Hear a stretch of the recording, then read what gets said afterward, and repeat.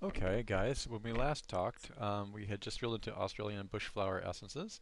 Not a very profitable term overall, but there's stuff definitely happening there. So we have a couple different things going on now. Let's go back up to return to silos. And you can see that we have not approved Edward Bach uh, for flower remedies underneath of it. And I'm still not really sure if we actually did an article on that. I think I probably put it in a blog network, but I'm going to put it for a moment. I'm still in an examination phase with this, so let me go to the article level into articles. It does have a co-occurrence of 6.60%, so I'm not. I'm going to go ahead and drill into. I still haven't decided on this, so I'm going to go ahead and put it in and let Brent or Compton decide if they want to blow that away. It might be something that can be discussed about, uh, flowers all around the world or something like that. But it is a pretty high co-occurrence in relationship to Edward Bach. And then let's go ahead and click drill in Bach flower remedy. Let's give one more good article for Bach flower remedy that will again be slanted towards, um, you know, getting Edward Bach, that whole section, really covering him and getting him a really strong profile on this site, so that then Dr. Brand can leverage that energy, talking about his, you know, teacher and basically where he's gone from there. I think it's very useful for the main site.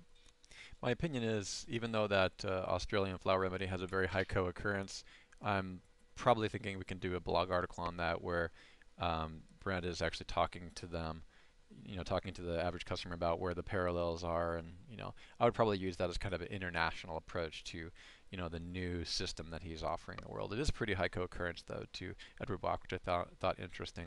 I haven't even really looked it up. You can see that Australian Flower Remedies has its own kind of unique brand and marketing campaign. And there is a book on this on Amazon. But what I really like about this is that Brent is doing some stuff that's very international, and we probably want to look at that as a way to bridge the importance of the over 100 flower essences that he has. I'm not sure how many he has, but this is a book by Ian White. So maybe there's an article that can be used to talk about international approach. Again, that's really up to the author, which is Brent. And we drilled into Bach flower remedy, and we're still showing, for the most part, the same primary keywords that are involved in most of the things. Okay. And again, for the ghostwriter, this is just stuff that they can feel free to use, but you want really good articles written, and you can dump the stuff that's not useful. I would recommend probably the top level articles that Brent himself writes them, or some of his articles are repurposed for that. Now let's go back to the big plan. What are we actually trying to accomplish here? Big plan, this is kind of a mess, but you've got over here on this side your new age blog network and or content. You have your emotional states network over here. Then you have the central, okay? This is your main silo site, okay? And the silo site really is a principle, and that principle is a focus and a direction. And that's going to be scientific and or main product. So what I've done, I've taken all the client keywords once again on the poorly meta tagged and poorly SEO'd site, and I've put them in another pad and paper, okay? And I've broken these three categories down with those keywords. I just put them in the right buckets. The main site, scientific or direct product address, we're going to be addressing the main product or site. Alternative medicine, we may or may not, but these are, I just recategorized his keywords. Primary network A, meaning blog and or social media network, which I recommend for his particular products.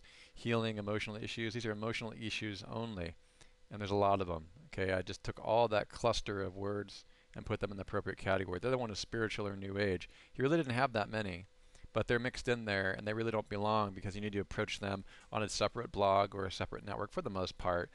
You can mix all your apples and oranges together if you want, but it's better to, if you're going to really target those directly, to have a unique blog that's focused on spiritually minded people who don't need the scientific validation. When we come back, we'll just finish up this blueprint, and I'll see you in a second.